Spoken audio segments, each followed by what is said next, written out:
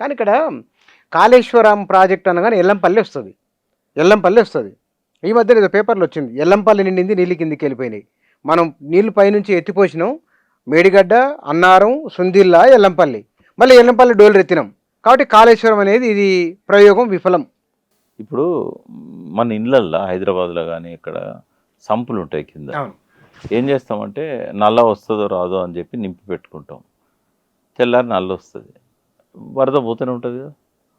కాళేశ్వరం అనేది అటువంటిదే. ఏంటంటే మనం టు బీ సేఫ్ సైడ్ కోసం ఒక 8 టీఎంసీలు నింపి పెట్టుకుంటాం. వరద వచ్చినప్పుడు ఆ 8 టీఎంసీలు పోతాయి. అంటే సేఫ్ సైడ్ కోసం పెట్టుకుంటాం. మరి అట్లా అనుకుంటే డెడ్ స్టోరేజ్ ఉంటుంది. డెడ్ స్టోరేజ్ చాలాసార్లు అలా మనం కావాలని పెట్టుకుంటాం. ఎండాకాలం నీళ్ళకి ఇబ్బంది అవుతుందేమో, మళ్ళీ నీళ్ళు వచ్చినప్పుడు వదిలిపెడతాం కదా. అట్లాంటిదే అది అది అది సహజం. అది ఎప్పుడైతే ఇంకోటి కాళేశ్వరంలో చాలామంది గుర్తించని ఒక గొప్ప ఆలోచన కేసీఆర్ది ఏంటంటే నది మొత్తాన్ని ఎక్కడి నుంచి నిర్మల్ దగ్గర నుంచి మనుగూరు దాకా నది మొత్తాన్ని రిజర్వాయర్గా మార్చాడు ఆయన. ఆదిలాబాద్ టు ఖమ్మం. ఇంత నీళ్లు ఒకవేళ రిజర్వాయర్లనే స్టోర్ చేయాలంటే ఎంత ఖర్చు అయ్యేది, ఎన్ని ఊళ్ళు లేపాల్సి వచ్చేది, ఎంత భూమిని ఆయన ఆదా చేశాడు. ఆ నీటి వనరులను నది మొత్తాన్ని నిండుగా పెట్టడం అనేది ప్రపంచంలో ఎక్కడ జరగలేదు ఒకటి. రెండవది ఏంటంటే అట్లా పెట్టడం వల్ల ప్రత్యక్షంగా పరోక్షంగా ఎంత లాభం జరిగిందంటే ఆ పీరియడ్ అంతా కూడా వాతావరణం చల్లగా ఉన్నది. రెండవది అంటే అక్కడ రామగుండంలో ఉష్ణోగ్రతలు బాగా ఎక్కువ ఉండేది, తేడా వచ్చింది ఆ టైంలో. మహబూబ్ నగర్లో టెంపరేచర్స్ తేడా వచ్చింది, నల్గొండలో టెంపరేచర్స్ తగ్గినాయి, 2 degrees తగ్గినాయి. అదే కాకుండా ఇలా ఉత్తర తెలంగాణ మొత్తం ఈ వర్షాకాలం మీరు ఏ బావులోకి పోండి, చేతికి అందే ఎత్తులో బావులలో నీళ్ళు ఉంటాయి. బావులలో నీళ్ళు అనేది ఒక జనరేషన్ చూడకుండా పోయింది. ఎప్పుడు బావులు ఎండిపోయిన బావులే. ఒక జియో తీసుకొచ్చారు, కేసీఆర్ తీసుకొచ్చాడు. అది కూడా నేను దాని మీద వ్యతిరేకించిన. 2014లో ఈ రోడ్డు పక్కన బావులల్లో వెహికల్స్ పడతా ఉండే, జీబులు, కార్లు, 2 wheelers అని కూడిపోయిందని నోటిఫై చేశారు. మరి ప్రమాదం ఉంటుంది. నేనేమన్నా అంటే మనము మిషన్ కాకతీయ లాంటివి చేయడం వల్ల మళ్ళీ బావులలో నీళ్ళు వస్తాయి. నేనేం చేశాను, జియో ఉంది కాబట్టి దాన్ని మళ్ళీ క్యాన్సిల్ చేయలేదు ఆయన. కానీ ఇరిగేషన్ ఇంజనీర్లకు అందరికీ చెప్పిన, ఈ పిచ్చి పని చేయకండి, మీరు ఏది కూల్చొద్దు, ఏ పాడుబడ్డ బాయిని కూడా మీరు కూలగొట్టకండి. ఊళ్ళల్లో పోయి చెప్పిన, నేను పద్మాదేవేందర్ రెడ్డి ఊరికి పోయి కూడా చెప్పిన, ఈ బావులను మీరు పూడ్చొద్దు, ఈ బావులే రేపు మనకు చేతికందే ఎత్తులో నీళ్ళని ఇస్తాయి, మీరు నమ్మండి అని చెప్పాను. బోర్లను కూడా మీరు పాడుబడ్డ బోర్లను కూడా మీరు కూర్పకండి, అవే మళ్ళీ పైకి నీళ్ళని ఎగదంతాయని చెప్పాను. నేనే దానికి గ్రౌండ్ వాటర్ చైర్మన్గా 7 ఏళ్ళు పనిచేశాను. అది చేయగలిగాం. రిజల్ట్ వచ్చింది కదా. అసలు ఎక్కడ లేదు, భారతదేశంలో ఎక్కడ లేదు, ఓన్లీ తెలంగాణ.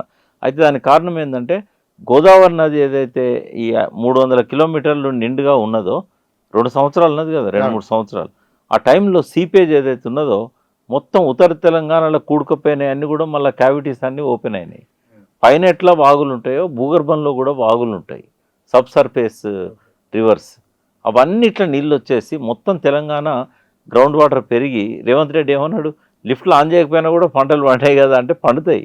ఎందుకంటే దాని క్రెడిట్ నీది కాదు, నువ్వేం చేయలేదు, తట్టెడు మను చేయలేదు, రూపాయి ఖర్చు పెట్టలేదు, పాత బిల్లులు కడితే కట్టి ఉంటావు. బట్ ఇదంతా జరిగింది కేసీఆర్ వల్లనే కదా.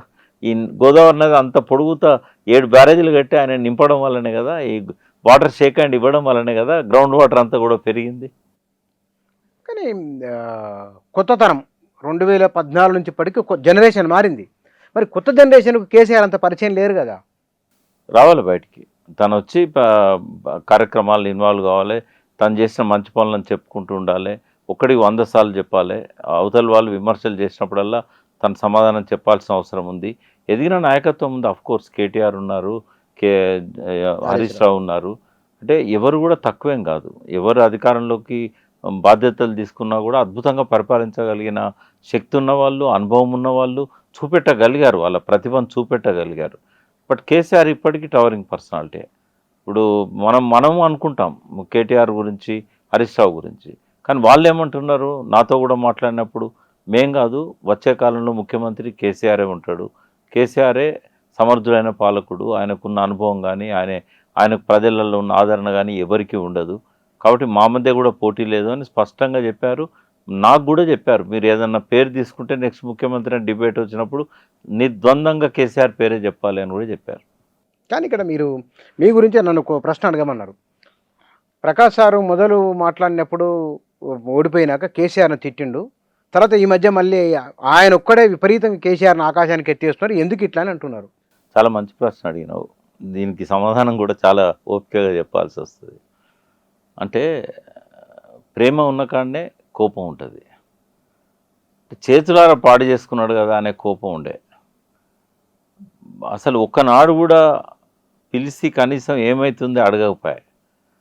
అధికారులే కళ్ళు ముక్కు చెవులైరి. అధికారులను అడిగితే ఏమంటారంటే, మేము చెప్పేదాన్ని సరిగా రిసీవ్ చేసుకోడండి, అందుకే మేము చెప్పాము అని అంటారు. అంటే నీకు ఎవరైతే నమ్మకస్తున్నారో, ఎవరైతే ఉద్యమంలో నిన్ను అట్టిపెట్టున్నారో వాళ్ళ గురించి నువ్వు ఒక్కనాడన్న వాళ్ళతోని విషయాలు తెలుసుకోలేక, అందరం ఎందుకు త్యాగాలు చేసినాము? తెలంగాణ బాగుండాలనే కదా, మంత్రి పదవుల కోసం కాదు కదా. మరి పిలిచి ఏమవుతుంది అని గ్రౌండ్ రియాలిటీస్ మా నుంచి కదా తెలుసుకోవాల్సింది. ఒక ఒక సమర్థుడైన ముఖ్యమంత్రి ఏం చేయాలంటే, ఒక విమర్శకుని తన పక్కన పెట్టుకోవాలి ఎప్పుడు. ఎందుకంటే అతను చెప్పేదానిలో ఎంత అర్థం ఉన్నది అనేది అర్థం చేసుకోవాలి. అటువంటి పని చేయలేదు ఆయన. అధికారుల మీద ఆధారపడ్డాడు. అధికారులు నిండా ముంచారు. ఎందుకంటే నాకు ఎటువంటి ఇబ్బంది లేదు చెప్పడానికి. వాళ్ళు రిపోర్ట్ ఇవ్వలేదు ఆయనకి. అంటే పక్కదారి పట్టించే రిపోర్ట్ ఇచ్చారు తప్ప ప్రభుత్వం పోతుందని కాంట్రాక్టర్లకు తెలుసు, రేవంత్ రెడ్డికి తెలుసు, కాంగ్రెస్లో ఉన్న నాయకులకు తెలుసు. ఇంటలెక్చువల్ రిపోర్ట్స్ వాళ్ళకు పోయినాయి, కానీ కేసీఆర్కి వచ్చినట్టుగా నాకైతే ఆధారం లేదు. బట్ అల్టిమేట్గా ఏమైంది అంటే, ఓట్ల కంటే అంటే పోలింగ్ డే కంటే ఒక 15 రోజులు నెల రోజుల ముందే ఈ అధికారులంతా అటుపట్టారు. జరగబోతున్న పరిణామాలన్నీ కూడా వాళ్ళకి చెప్పడము, అవసరమైతే కొంతమందితో వాళ్ళకు డబ్బులు ఇప్పించడం, ఇవి కాన్ఫిడెన్షియల్గా, నేను సాక్ష్యాలు ఇవ్వలేను కానీ నాకు వచ్చిన ఇన్ఫర్మేషన్ అది. పెద్ద పెద్ద ఆఫీసర్స్ కూడా అటువైపు దారి మళ్ళారు, కాంట్రాక్టర్స్ కూడా అటే దారి మళ్ళారు. అంటే వాళ్ళకి అందరికీ తెలుసు, కానీ ఆయనకు తెలియలేదు ప్రభుత్వం పోతున్నదని. తెలియలేదు అని చెప్పడానికి ఆఖరి సాక్షిని కూడా నేనే. ఎందుకంటే లాస్ట్ మీటింగ్ కంటే 96వ మీటింగ్ భూపాలపల్లిలో అయింది, 95వ మీటింగ్ ములుగులో అయింది. ఆ రోజు కూడా నేను అడిగినాను, కనీసం 60 సీట్లు వస్తాయా అంటే 60 కాదు 70కి పైన వస్తాయి మనకు అన్నాడు. అటువంటి అనుమానమే అక్కర్లేదు అన్నాడు. నేను ఒక మాట ఏం చెప్పానంటే, హెలికాప్టర్లో కూర్చొని ఇక లేవబోతున్నప్పుడు మీ ఉపన్యాసాలలో ఎందుకో ప్రజలు కోరుకున్న ఆన్సర్స్ రాలేదు, మీరు పోయి ప్రెస్ మీట్ పెట్టండి. మోడీ గారి మీద ఎట్లయితే 2 గంటలు, అమిత్ షా మీద 2 గంటలు మాట్లాడిల్లో, ఈ ఎవరైతే ప్రజలు ఎక్స్పెక్ట్ చేసినో 95 మీటింగ్లలో ఆ ఆన్సర్స్ మీ దగ్గర రాలేదు. కాబట్టి ఉపన్యాసాలతో ఓట్లు వచ్చే పరిస్థితి అయితే లేదు. ప్రజల లోపల ఉన్న ఈ కాళేశ్వరం ఇష్యూ కావచ్చు, అవినీతి ఇష్యూ కావచ్చు, నిరుద్యోగ సమస్య గురించి కావచ్చు, మీరు బలంగా చెప్పగలుగుతారు. అన్నీ చేసి కూడా చెప్పుకోలేని పరిస్థితిలో మనం ఉన్నాం. ఒక 2 అవర్స్ మీరు ప్రెస్ మీట్ పెట్టి మొత్తం పటాపంచలు చేయండి అని అంటే, ఉన్న ఒక్కరోజు అవకాశాన్ని ఆయన నా మాట మీదకి వెళ్ళి ప్రెస్ మీట్ కాల్ఫర్ చేశాడు, కానీ లాస్ట్ మినిట్లో 3 గంటల ముందు రద్దు చేసుకున్నాడు. ఆ ఒక్క ప్రెస్ మీట్ అయినా బాగుండేది. లేదు, కాళేశ్వరం అప్పుడు ఆయనే బాధ్యత కలిగిన ఇరిగేషన్ మినిస్టర్గా, ఆయనే ఇరిగేషన్ మినిస్టరు, ఆయనే ముఖ్యమంత్రి. ఆయన హెలికాప్టర్లో పోయి ఎఫ్ఐఆర్ కాపీ చేతిలో పట్టుకొని, ఎవడో వీడిని నేను వదిలిపెట్టను, పండబెట్టి తొక్కుతానో, లేకపోతే ఆయన భాషలో ఏదైనా ఒక మాట చెప్పి ఇంత నీచమైన పని చేస్తారా అని దాన్ని ఆ రకంగా కనుక ఆయన, నేను దీని మీద ఎంక్వైరీ చేస్తాను, 3 నెలల్లో తిరిగి కడతాను అని ఒక అష్యూరెన్స్ ఇచ్చుంటే,